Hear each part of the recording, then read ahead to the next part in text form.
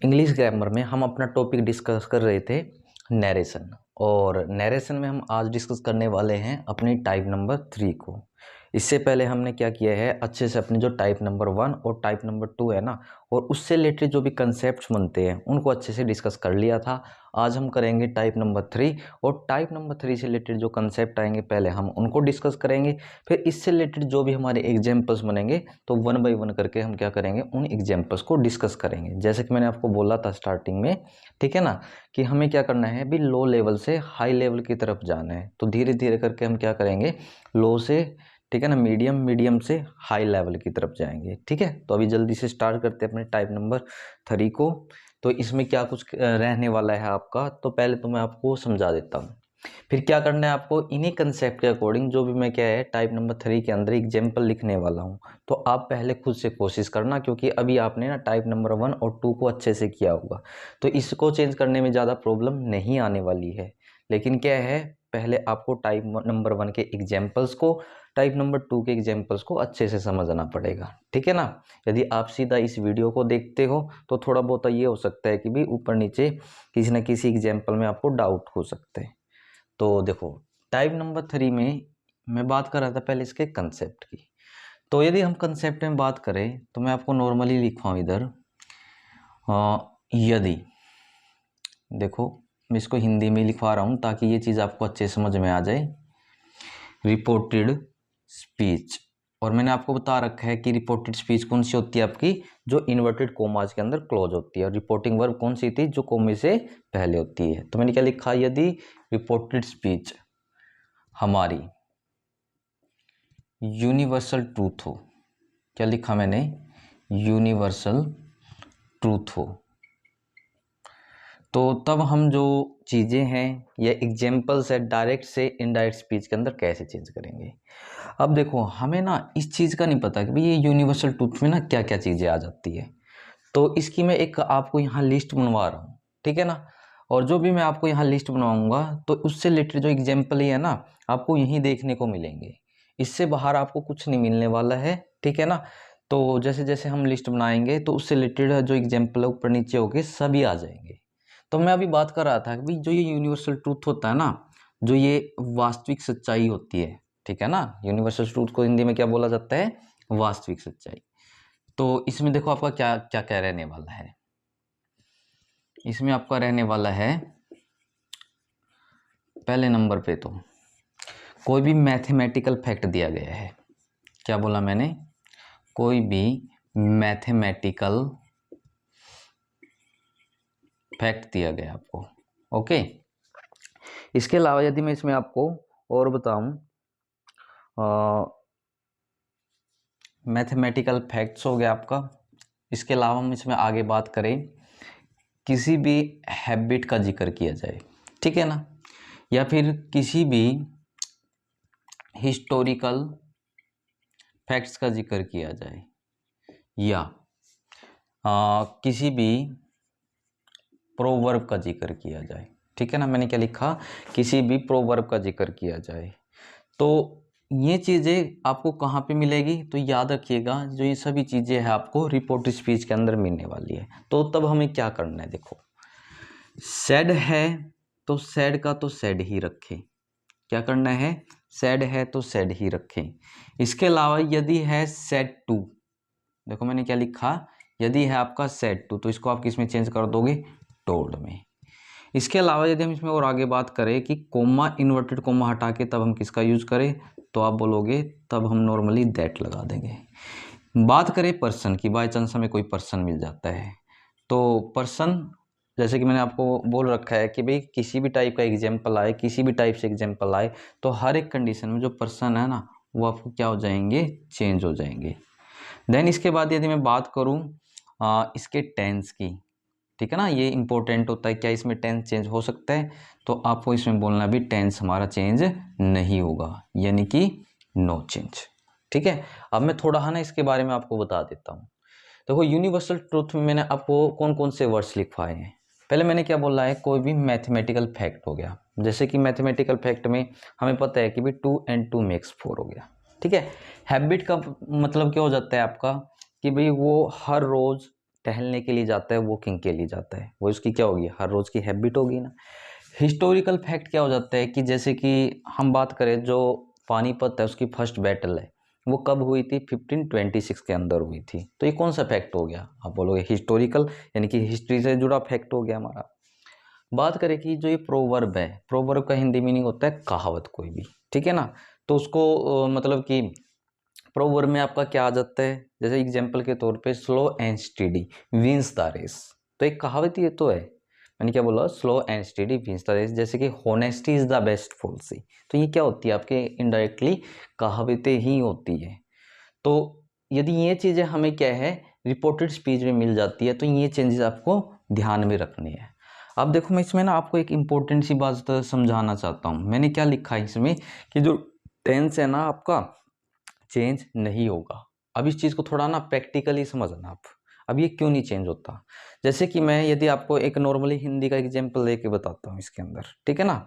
तो मैंने बोला कि जो सूर्य है, जो सन है, जो सूर्य है किस दिशा से उदय होता है, तो हम मानते हैं कि जो सूर्य है पूर्व दिशा से उदय हो जाता है और पश्चिम दिशा में वो अस्त हो जाता है। अब मैं क्या बोल रहा हूँ, हो जाता है की सेंस आ रही है, ठीक है ना। किसकी सेंस आ रही है, इज की सेंस आ रही है मुझको।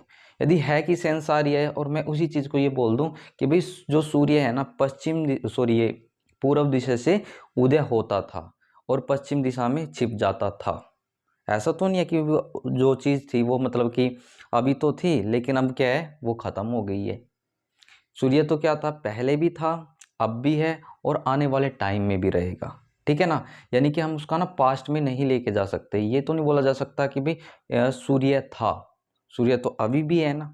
तो इसलिए क्या है, तो इस मतलब कि टाइप के अंदर ये बोला जाता है कि जो टेंस है ना उसको चेंज नहीं करना है, क्योंकि जो चीज़ है, जो उसका अस्तित्व है, ठीक है, उसकी जो पॉसिबिलिटी है अभी भी प्रेजेंट करती है, अभी आपका वो चीज़ अभी भी है, ठीक है ना। तो इस कारण से क्या है, हम जो ये टेंस है ना इसको चेंज नहीं करते हैं।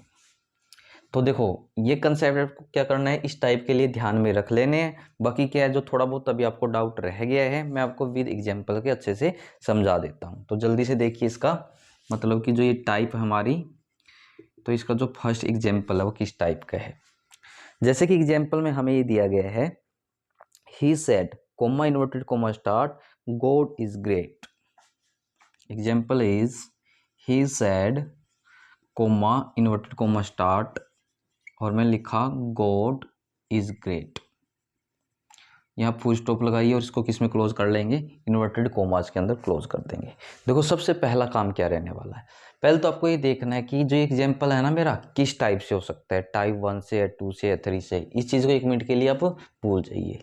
तो वो चीज़ आप कैसे चेक करते हो, कई केसेज में तो हम इसकी रिपोर्टिंग वर्ब चेक करके करते हैं। तो कई केसेज में जैसे यही केस आ गया रिपोर्टेड स्पीच मतलब कि में चेक करते हैं इन चीज़ को। तो अब थोड़ा है ना इस एग्जाम्पल को आप समझने की कोशिश करना। मैंने क्या लिखा, he said coma inverted commas के अंदर क्या लिख रखा है, गॉड इज ग्रेट। क्या लिखा है मैंने, गॉड इज ग्रेट, भगवान महान है। यही तो माना जाता है ना, क्या माना जाता है कि भाई भगवान महान है। हम भी मानते हैं, आप किसी अदर कंट्री में चले जाओ वो किसी रूप में भगवान को पूजते होंगे, लेकिन उनकी नज़रों में भगवान क्या है, महान है। ऐसा तो नहीं है कि भाई उनकी नज़रों में भगवान महान था, हमारी नज़रों में भगवान महान था, ऐसा तो कुछ नहीं है ना। तो यानी कि हम यहाँ समझ गए कि भाई जो ये फैक्ट है ना यहाँ भी वास्तविक है, दूसरी कंट्री में जाते हो वहाँ भी वास्तविक रहेगा, अदर किसी कंट्री में जाओगे वहाँ भी वास्तविक रहेगा। तो यानी कि मैं यहाँ समझ गया कि मैं यहाँ किसकी बात की जा रही है। तो जैसे आप एग्जाम्पल को समझ लेते हो तो आप बोलोगे यूनिवर्सल ट्रूथ की बात करी जा रही है। जैसे आपको पता चल जाता है कि भाई यूनिवर्सल ट्रूथ की बात की जा रही है तो किस टाइप का एग्जाम्पल बन जाता है हमारा, टाइप नंबर 3 का एग्जाम्पल हो जाएगा, ठीक है ना। किसका एग्जाम्पल हो जाएगा, टाइप नंबर 3 का। अब देखो इसको इनडायरेक्ट स्पीच के अंदर कैसे आप चेंज करोगे। तो यहाँ ही का ही लिखिए और देखो सेड है तो सेड का सेड रखिए। यदि सेड टू होता तो उसको हम किस में कन्वर्ट कर लेते, टोल्ड के अंदर। तो यानी कि सेड का सेड आ गया, कोमा इन्वर्टेड कोमा हटा के, कोमा इन्वर्टेड कोमा हटाइए तो हम किसका यूज करते हैं, दैट का। उसके बाद देखो आपको आगे क्या करना है, जो यहाँ लिखा गया है वो आपको सेम का सेम लिख देना, कोई भी चेंज नहीं करना है। जैसे कि यहाँ गॉड है, वैसे हम पर्सन के अकॉर्डिंग जाए तो हमारा बेसिक जो कंसेप्ट है वो क्या है, SON 1 2 3, यानी कि फर्स्ट पर्सन सब्जेक्ट के अकॉर्डिंग, सेकंड पर्सन ऑब्जेक्ट के according, third person no change. तो मुझको पता है गॉड है, यानी कि एक किस्म से एज अ नेम हम इसको लेके चल सकते हैं भगवान को, ठीक है ना, भगवान जी को लेके चल सकते हैं कि भी ये नेम की कैटेगरी में आए हुए हैं। यदि ये नेम की कैटेगरी में आई हो तो मतलब मान सकते हैं कौन सा पर्सन में चला जाएगा आपका, थर्ड पर्सन की कैटेगरी। और थर्ड पर्सन में क्या होता है, इसको आपको चेंज नहीं करना होता है, यानी कि नो चेंज, मीन्स कि यहाँ गॉड का गॉड रह गया। उसके बाद इज क्या है, वैसे तो हम इज या फिर एम या फिर आर है पास्ट टेंस के अंदर, तो उसको वोज या वर में लेके जाते हैं। लेकिन मैंने आपको क्या बोला कि भी जो टेंस है ना उसको चेंज नहीं करना है इस टाइप के अंदर। यानी कि ये नहीं हम मान सकते कि भी यदि हम नॉर्मल भी सोचे भी भगवान महान थे, अभी भी महान है, पहले भी थे, और आने वाले टाइम में भी, समय में भी सभी के लिए जो भगवान ने क्या रहेंगे, महान रहेंगे। इस कारण से क्या है, ऐसा मान लिया जाता है कि हम अपना टेंस चेंज नहीं करते हैं, इज का इज आ जाएगा, बाकी यहाँ पे ग्रेट लिख के बाद में फुल स्टॉप लगा दीजिए। यानी कि आपको ऐसे करके अपने एग्जाम्पल को चेंज कर लेना है। अभी मैं नेक्स्ट एग्जाम्पल लिखने वाला हूँ, पहले आप खुद से ट्राई करिएगा। कहीं पे कोई आपको प्रॉब्लम आती है, डाउट आता है, कोई मिस्टेक हो जाती है, तो उस चीज़ को चेक कर लेना है, ठीक है ना। तो यानी कि आपको मुझसे पहले बनाना है और बाद में क्या है, अपने आंसर को मैच कर लेना है, यानी कि जो भी आपने चेंज करा होगा।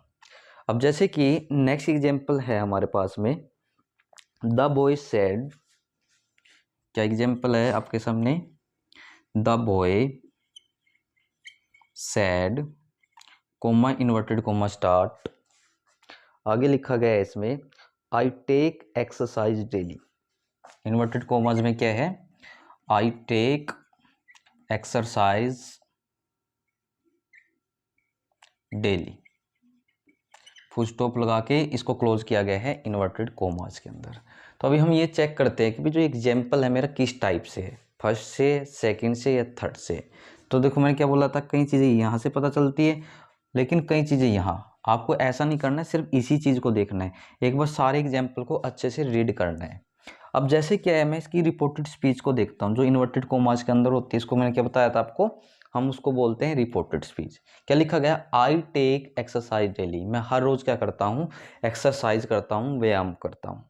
और कब करता है ये, डेली, यानी कि हर रोज़ करता है। यदि हर रोज़ कर रहा है तो इसका मतलब क्या है, ये इसकी डेली हैबिट है।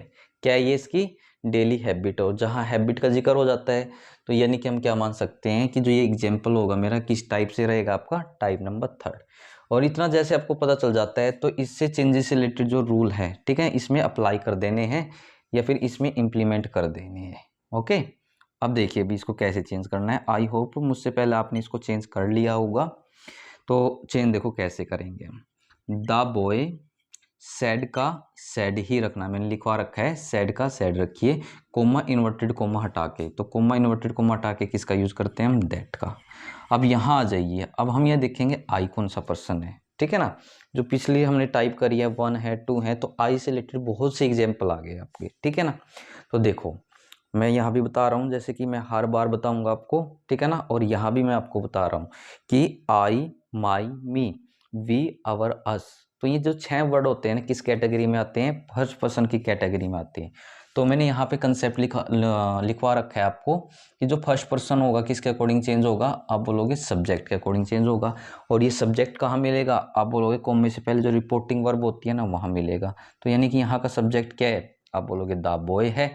तो यानी कि जो ये आई है किसके अकॉर्डिंग चेंज होगा, आप बोलोगे द बॉय, यानी कि बॉय है। तो बॉय के लिए प्रोनाउन क्या यूज करते हैं, देखो यहाँ द बॉय नहीं लिखना है, उससे रिलेटेड जो प्रोनाउन आएगा ना वही आपको यहाँ पे लिखना है। तो द बॉय के लिए प्रोनाउन क्या यूज करते हैं, आप बोलोगे ही का यूज करते हैं। किसका यूज करते हैं, ही का। यदि यहाँ पे द गर्ल होता तो यानी प्रोनाउन क्या आ जाता है इधर, आपका सी आ जाता। तो यानी कि फर्स्ट पर्सन को सब्जेक्ट के अकॉर्डिंग चेंज किया और सब्जेक्ट के लिए प्रोनाउन ही आ गया। उसके बाद मैंने आपको क्या बोल रखा है, जो ये टेंस है ना चेंज नहीं करना है, वर्ब की फर्स्ट फॉर्म को सेकंड में नहीं लेके जाना है, सेकंड को हेड प्लस वर्ब की थर्ड फॉर्म में नहीं लेके जाना है। तो यानी कि मुझको यहाँ क्या लिखना चाहिए, यहाँ है मेरे पास अब ये टेंस, जो ये वर्ब है ना यही इसके अंदर आपकी टेंस बनेगी। तो मैंने यहाँ क्या लिखा, टेक लिख दिया। क्या ये आपका ठीक हो गया। तो आप इस चीज़ को भी देखा करो कि मेरा ये सब्जेक्ट ना सिंगुलर है। तो सिंगुलर सब्जेक्ट के साथ हम क्या करते हैं, यदि मुझको कोई भी फॉर्म ऑफ वर्ब फिल करनी है, यहाँ पे लगानी है, तो हम क्या करते हैं, इसको भी सिंगुलर बना लेते हैं। और वर्ब को सिंगुलर बनाने के लिए आपको क्या करना होता है, वर्ब के अंदर एस या ई एस को ऐड कर देना होता है। यानी कि subject singular, verb singular, subject plural, verb plural, ठीक है ना। तो ये सिंगुलर है, तो इसको सिंगुलर बनाने के लिए आप क्या कर दो, इसके अंदर एस या ई एस में से एक ऐड कर दो, जैसे कि मैंने यहाँ क्या लगा दिया, एस। तो ये क्या बन गया, ही टेक्स बन गया। उसके बाद जो बच गया उस चीज़ को सेम लिख दीजिए, एक्सरसाइज, और लास्ट में आ जाएगा आपका डेली, और फुल स्टॉप यहाँ पे आप लगा दोगे। तो ऐसे करके क्या करेंगे, हम इस एग्जाम्पल को चेंज कर लेंगे, ठीक है ना। तो इस बात का ध्यान रखिएगा कि भाई यहाँ तो टेक था, मैंने टेक्स कर दिया, तो आप अपने प्रोनाउन पे भी ध्यान रखिएगा कि ये सिंगुलर है या फिर प्लूरल है। ओके, उसके बाद हम चलते हैं अपने नेक्स्ट एग्जाम्पल पे। तो अभी देखो नेक्स्ट एग्जाम्पल क्या है हमारे पास में, तो हमें दिया गया है the teacher said. Next example में क्या है, the teacher said, coma inverted comma start, और आगे दिया गया है हमें कि the first battle of Panipat, the first battle of Panipat, और उसके बाद क्या लिखा गया है इसमें,